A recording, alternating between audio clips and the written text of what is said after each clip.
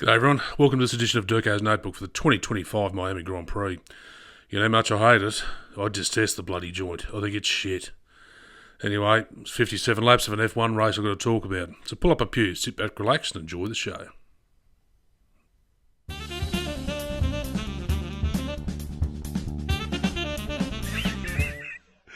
You wouldn't fucking read about it. So unfortunately for the fourth time we have returned to what I call the Walmart car park race. And I just detest the joint, as I said. I think it is just a shit circuit. And I can't see any challenging corners to it. There's no part of the circuit that stands out that you always think, oh shit, they're really going to battle it through here. It's going to really push the drivers to the limit. There's just nothing. And I think it all just comes down to dollars and cents as the reason why they have returned for the fourth time to the Miami International Autodromo. It's just nothing appealing. I mean, sure, they pull the crowd in at a cost because it's not one of the cheapest, it's one of the more expensive races to actually attend. But I just don't think we can look back over time and say there's ever been a great race there. And I think the sad news is it's been extended through to 2041 with a contract extension of 16 years. But this could all be political in terms of the money investment, obviously with the return of Ford power units to Red Bull and VCARB for next year and also Cadillac entering as a team. It's possibly just an American political spin to keep the dollars rolling in, so to speak, and the investment into F1 as a sport.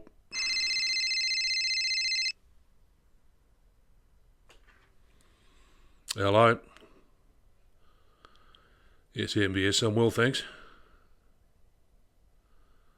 Right. Been issued a warning by the FIA. Stop complaining and get over it. Right, will do. Good luck with your re-election too. Bye.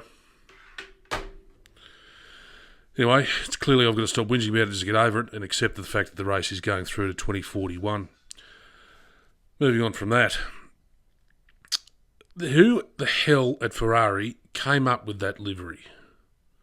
I mean, I understand HP is a title sponsor of the Ferrari team, but to splash all that extra blue and white over the car just to advertise Hewlett-Packard as a brand, I think looks absolutely shithouse. The white wheel covers, the rear of the car, it just looks like an abortion of an F1 car. It is just shocking. Probably one of the worst designs I've seen in a car in years. I've got to say, it just looks absolutely shithouse. It almost looks as bad as the old Williams when they were sponsored by Winfield. And had British American tobacco money backing them. And that Winfield Williams, that was one shocking looking car. So VCARB turned up obviously as the Pink Power Rangers in their livery, which I didn't think was as bad as the Ferrari, but it was a close second. In the sprint race, obviously the dickhead move came down to Red Bull, and some fool decided to release Max into the path of Antonelli, who was coming into his own pit, as he rightly should have. But for some reason they let Max go, and he went straight into the side, or collided with Antonelli to some degree, which meant he had to do another lap, and couldn't box when he wanted to. So just a stupid move by Red Bull. You'd think you'd be more professional than that. Now, in the race itself, obviously Lawson obviously left his brain in the garage. Some people say it was a racing incident. It was noted. There was no penalty handed out. Jack Dillon was very political in his response to the media, saying that there was no intention on the part of Lawson to turn in on him. It was just a matter of fact. But I still think, obviously, Lawson's retirement at the end of the race, or towards the end of the race, was obviously resultant of that coming together. And I think Lawson, even though it was a racing incident, as I said, he's just one still to blame for it. And, you know, we saw it before when he punted Alonso off.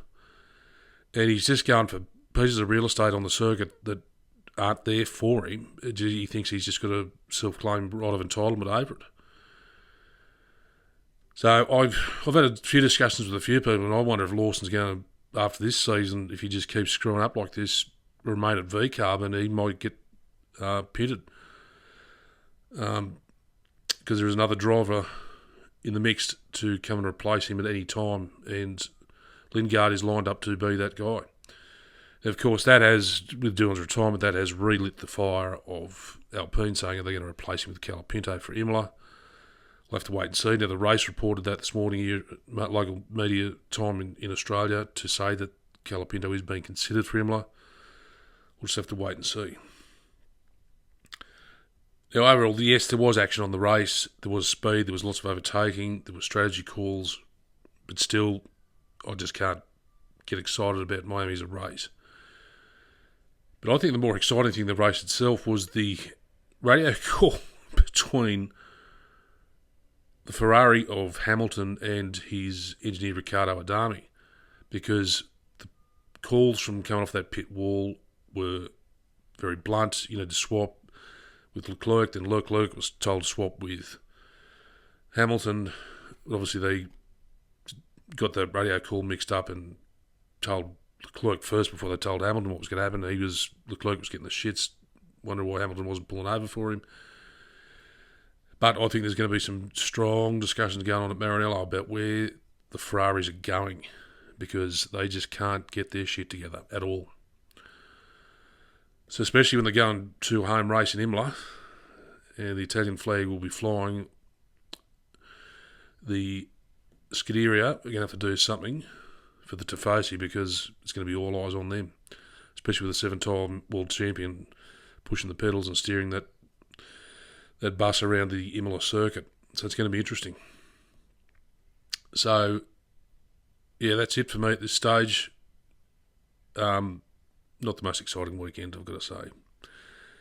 If you like Ferrari, please comment and tell me why you like it, about Miami, I should say, to say what do you get out of it, what do you find exciting, because, as I said, I just can't sit with this race. It is just not for me.